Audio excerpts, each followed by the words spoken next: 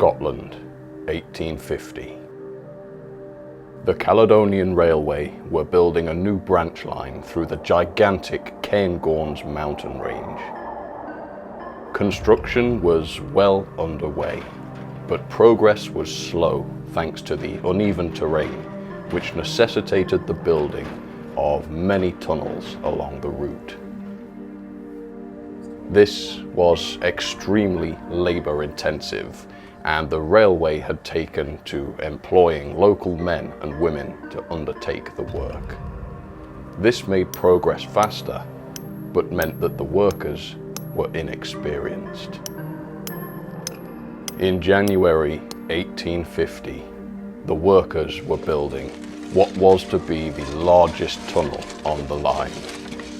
They were halfway through the Great Mountain when suddenly the tunnel collapsed. 128 people lost their lives.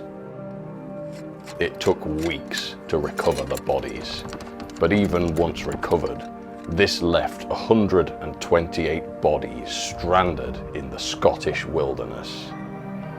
In order to return them to their loved ones, it was decided to use the unfinished railway to do so. A train of 128 flat wagons with a coffin mounted onto each was hauled to the site. The unfortunate cargo was loaded on board and the return journey was made. The railway's first passengers were to be those who built it, yet none of them were alive to witness it. Now your help is needed.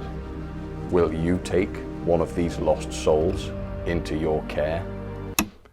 Available on Etsy now for just £12.99.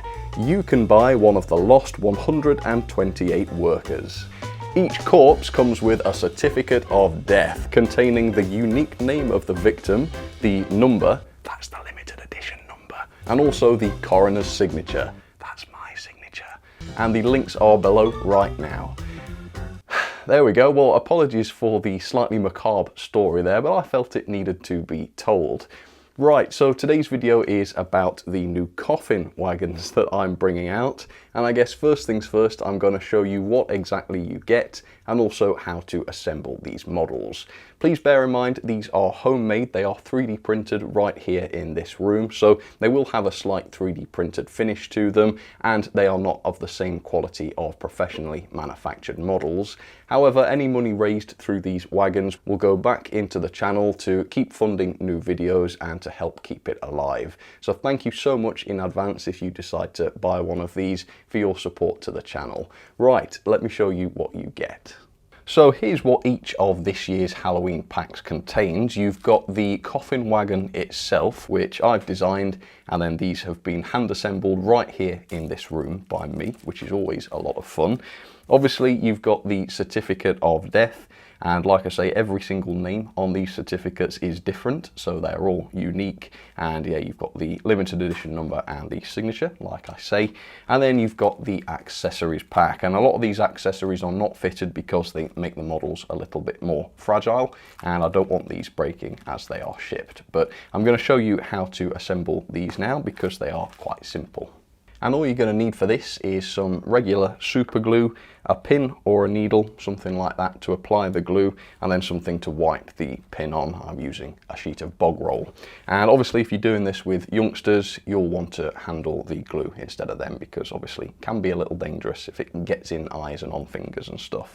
Right, let me show you the coffin wagon then, which is inside this bubble wrap bag.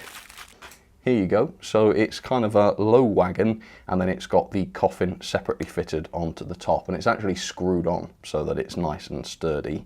And I've also experimented with a new 3D printing process here where the RIP lettering on the top is actually machine printed physically onto the top of the coffin, which I think has worked pretty well for an experiment. So that's something I might be able to do more in the future. Okay, and then into the accessories, let's empty these out. And the first things you're going to want to fit on are these little pieces here, and this is the brake rigging basically. And if you look at the bottom of the brake rigging, you'll notice that one foot is larger than the other, and this helps you to tell which side this is supposed to go on. So this will only fit on one side, and at the moment that's the wrong side. So I'll flip this round. That should now fit into these holes. So you do a little test fit first of all. As you can see, that does fit quite nicely.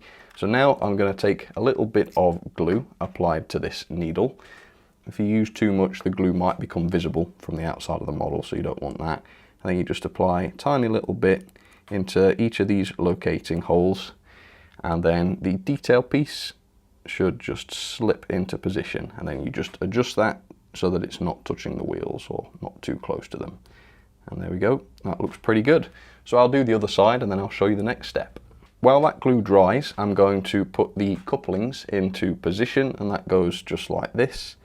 So around the corner, push them in like that. I guess most people know how to put NEM couplings in, but just in case, nice and simple. All right, next I'm going to put the buffers into position. You've actually got 5 buffers with these packs, just in case you damage one or you need a spare. So yeah, a little bit of redundancy. Another drop of glue on the end of the needle, not too much, into the buffer locating hole like that, and then the buffer should be a reasonably easy fit into there. As you can see, that went in nicely. So I'll do the rest of these, leave those to dry, and then I'll come back. And then finally, we've got these little rods, which are for the hand brakes. This allows somebody to come along and apply the brakes by hand to the wagon. And obviously when you're transporting corpses around, it's important that you've got good, safe braking systems, because your passengers can really do without any additional injuries at this point. So these brake rods have a long flat section at one end, and that is the end that you attach to your chassis. So just bear that in mind. So it's just a tiny bit of glue into the middle of the brake rigging there, and then another bit into the hole in the chassis. And then the brake rod goes into those little holes like this. Tiny bit fiddly to do these, but once they're in and the glue's dried, they should stay in position. Right, I'll do the other side and then I'll show you the finished product. So there you have it. This wagon is now ready to transport its body back home. And every single one of these models has been tested on my layout here in the railway room, and I've saved around 10 of these to test today, so I'm going to show you what a big train of these looks like, just in case you're interested. So let's get this down onto the track and let me show you some performance.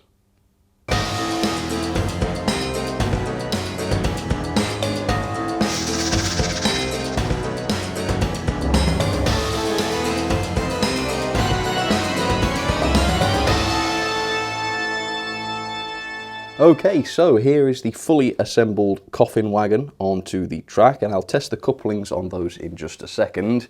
And then we've got the other 10 which are ready to be tested together in a rake, and I'm really happy with how these look together. It's another very, very strange looking train. Okay, well, obviously, because this is a flat wagon with just a small load on it, they're not terribly heavy. These come in at just less than 20 grams. But they do have quality metal wheels on them, and they are quite free rolling too. So as you can see, given how light these are, it's not faring too badly on the Gordon's Hill rolling test there, coming down to quite close to the signal box. So with that, I've got this beautiful Andrew Barclay in the Caledonian livery, of course. So let's send this into reverse and let's try a coupling.